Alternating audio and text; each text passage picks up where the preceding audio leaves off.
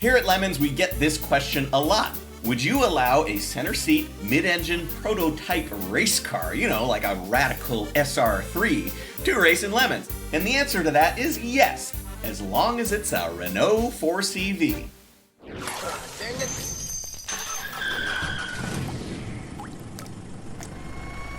So yeah, we actually don't allow non-production cars. Everything in Lemons has got to start out, be street legal, and it's all got to basically still be there. But when you're talking about the bleeding edge of motorsports competition like Formula One or the 24 Hours of Lemons at Deer Trail, Colorado, someone's always going to be right out there at the forefront.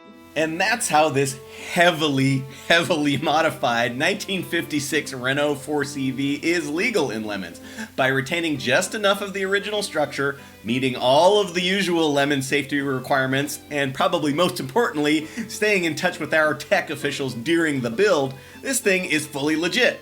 Now, this is actually an old Lemons car that was recently resurrected. It was originally built by Rich from Rocket Surgery Racing.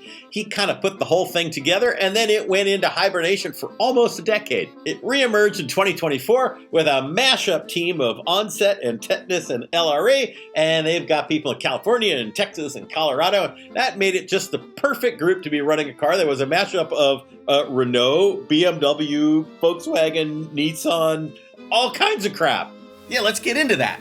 You've heard of a 2CV. This is a 4CV, which is twice as good. I'm sure the Renault heads will be offended by this, but a 4CV is essentially a French VW Beetle. It's sort of post-war, simple, inexpensive, it's rear engine, it's a family car. It was a smash hit. In fact, it was the first French car to sell over 1 million units. Well, it was a smash hit outside the United States. Inside the United States, you could actually get a 4CV. I think they sold like 6 of them, compared to the Beetle, which went on to establish an entire empire. Nobody remembers this piece of crap at all. The stock 4CV came with either a 747 or a 760 4-cylinder, and the power ranged from just under 20 horsepower to just over 35. Now, if you're not like a nitty-gritty technical car person, those numbers are terrible. Now, luckily for Rich, the car wasn't even running when he got it, so immediately you look at a motor swap. And the obvious things are, you could do a rotary, that would fit right in there. You could do a Miata motor, those things run forever. But no, he had a better idea, a Volkswagen Fox engine. And just to take that terrible idea and make it even worse over the years, at this point, it's a 2-liter block, it's got like a 1.8 head, it's got like a 1.7 intake manifold on it, it's got a carburetor, God only knows why they're still doing that. Most importantly though, they have retained the Fox layout, and that's kind of cool because in the Fox, you got this big engine longitudinally hanging way out over the front. In this car, you just shove it all forward, boom, mid-engined. It's got fully custom suspension in all 4 corners with BMW 2002 parts. It's got some Bavaria parts. It's got Volvo disc brakes in the front, drums in the rear, a mix of Volkswagen and BMW 14 and 15-inch wheels.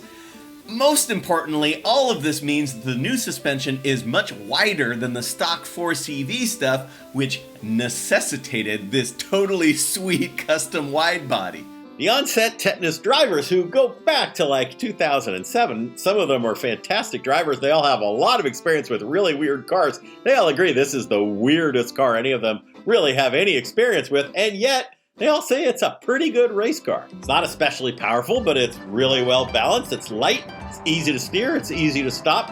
So I don't know, maybe it really kind of is a mid-engine prototype race car. And you know what?